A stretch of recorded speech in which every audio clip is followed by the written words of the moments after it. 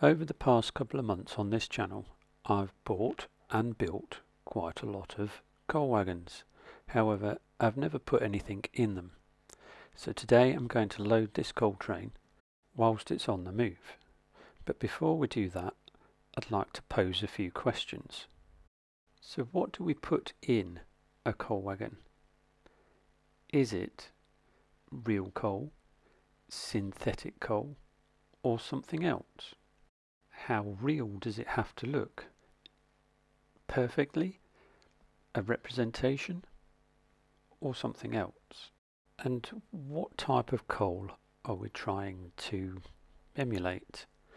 Is it power station coal, household or industrial coal, or export coal?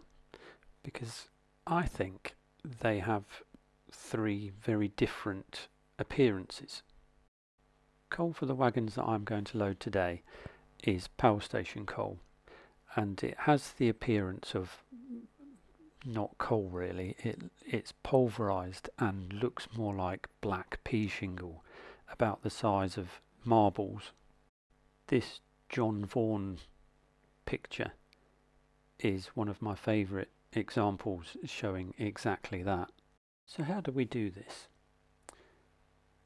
From an early age I was taught that wagon loads should be removable for model railways, and this was done on wooden blocks, sticking coal to it. This was one of my early attempts and it's just awful. It works well for the larger scales, but for smaller scales it's not so good. This is another poor example as well, which these ones have been loaded into the wagon and then glued solid.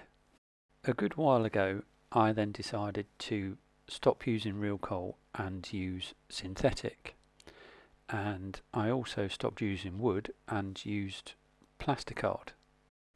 This works well for square box-like wagons, but for hopper wagons it's a little bit different and not so easy to pull off. 10 or so years ago I was struggling with the same issues but with a sand load, and then I thought, oh look, I've got loads and loads of yellow packaging, foam packaging laying about. I wonder if I could cut that up and make it into a sand load. And it worked really well. The problem was finding a black substitute for a coal-like substance. Black foam isn't easy to come by, and I thought it didn't exist until I've bought my first Helgen locomotive. So I sacrificed a box of one of the locomotives that I bought, and I was really pleased with the results.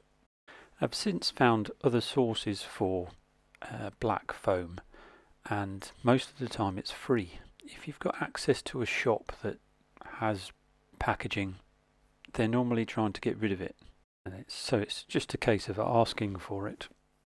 And unlike my first attempts using foam, I'm going to be not using scissors today. I'm going to be using a balsa wood former and my hot wire cutter. The wagons I'm going to be filling today are the HUO coal hopper, the MDOs or 21-ton mineral wagons that I've been building, and Hornby 21-ton hoppers. They've all got roughly the same aperture at the top, meaning that the same load can be used to fill all of the wagons. Best results, I've found that a really snug fit is the best way to be. It eliminates the gap around the outside of the load. It doesn't need to be much, only a millimetre or two at most, bigger than what the actual wagon is.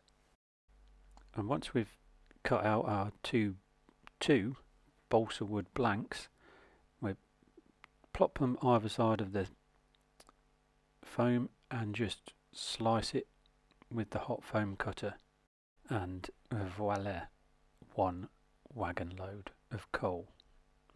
Does that mean I can speak French now? I might have said before, I can't do animations and fancy stuff like that at the moment, so these are just my pencil scribblings of the dimensions for what I use of these foam coal loads. One of the biggest reasons I like the foam as a wagon load, especially in smaller scale, is the fact that it doesn't alter the properties of the wagon, i.e. the weight. When you start adding weight to a wagon, especially in model form, things can go awry quite quickly. And as you can see, by adding just a little bit of foam makes no difference to the weight of the wagon whatsoever. Filling a wagon with even synthetic coal makes a huge difference to its weight and running capabilities. Also makes a mess when it falls over.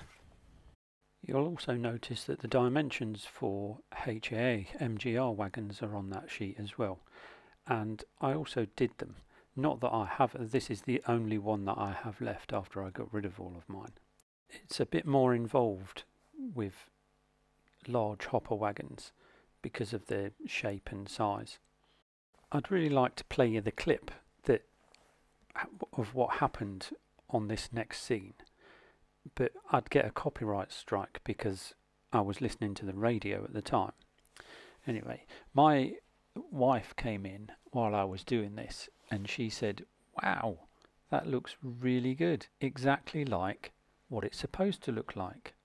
And I thought, well, yeah, it does. And then I was searching on Google and YouTube for similar sort of things, and it would appear I'm not the only one to come up with this idea. I'm not saying I was first, but I can say honestly I have had no outside influence on this one.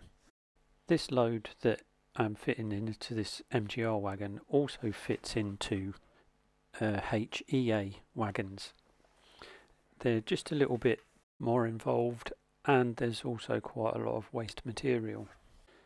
So I made dozens of these coal loads because I've got dozens of wagons, and they do all fit into the different wagons that I mentioned earlier.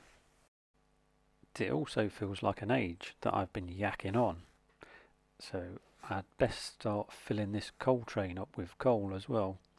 See if you can spot the anomalies in this coal train, and remember, this is only me vlogging my experiences, passing them on to you free of charge, pretty much like all the wagon loads that I've built today, free of charge. And it's been nice talking to you again. I'll see you next time.